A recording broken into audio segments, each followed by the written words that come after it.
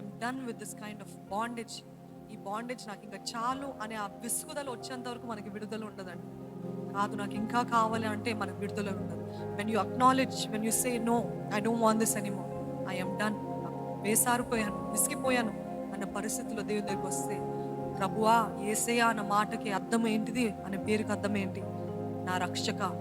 ఎవరెవరైతే ఈ వాక్యం చూద్దామండి, ప్రకటన గ్రంథంలో రాయబడి ఉంటుంది, చాలా అద్భుతమైన మాట.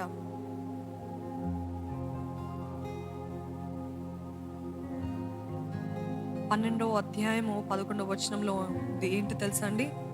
వారు గొర్రెపిల్ల రక్తమును బట్టి తామిచ్చిన సాక్ష్యమును బట్టి వానిని జయించి ఉన్నారు కానీ మరణము వరకు తమ ప్రాణమును ప్రేమించిన వారు కారు. అంటే ఏంటంట, దేని బట్టి జయిస్తామంటే అపవాదిని?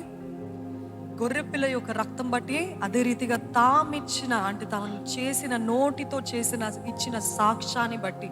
It is not just that you are cleansed by the blood of God, you have to declare it. తామిచ్చిన సాక్ష్యాన్ని బట్టి నిశ్చయముగా విడుదల పొందుతారంట. హల్లెలూయా, హల్లెలూయా.